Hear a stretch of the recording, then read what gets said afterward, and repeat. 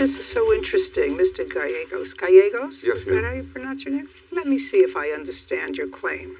In 2011, you took over the lease of someone else and signed a new lease in your name with a person whose name was... Bill.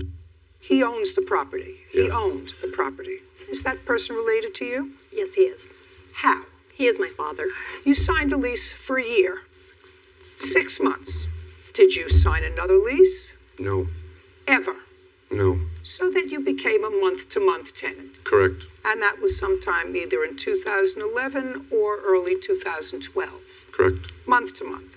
Which means that, I don't know what the statutes are like all over where you live, but if you are a nice tenant, if you're planning on moving, you usually give notice 30 days in advance, correct? Yes, ma'am. And your last name is Schaefer? Yes, it is. You took over running the property in what year? July 1st, 2015. Was when you took over the property? Yes. When did you give Mr. Gallegos a 30-day notice that you wanted him to leave? I filed a notice to quit on Mr. Gallegos on 1/23/2016 to vacate the property by February 29th, 2016. Okay, so she gave you a 30-day notice, Correct. which is her right, just like it's your right to give her a 30-day notice when you decide to move someplace else. Correct. Doesn't that sound fair? Yes, ma'am. Well, then why do you think, Mr. Gallegos, that she's responsible for your moving expenses? I feel... That's what you're suing here for. Yes. Well, explain that to me. You're suing for moving expenses and renovations that you made to the dwelling. Let's deal with moving expenses. Why would you think you're entitled to moving expenses? I feel that Ms. Schaefer saw me doing upgrades on the apartment before she took over and intentionally asked for possession because she knew it was on a month-to-month. So she could did intentionally. She gave you a notice to quit in 30 days. Nothing could be more intentional. Everybody that lives there has lived there for 15 years or plus. So all of them are long-term tenants.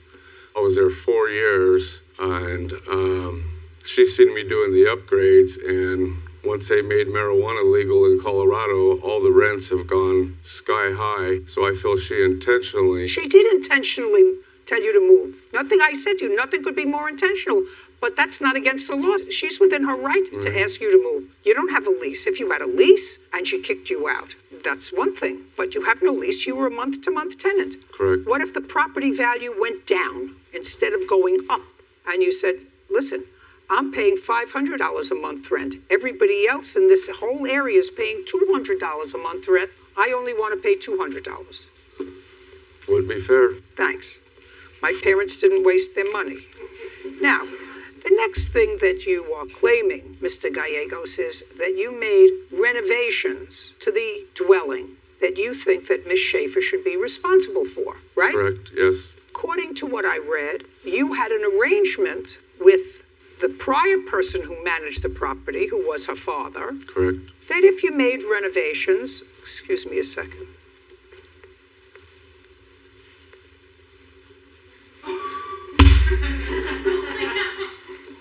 Listen, if you're a fly lover, don't bother calling me, don't bother writing.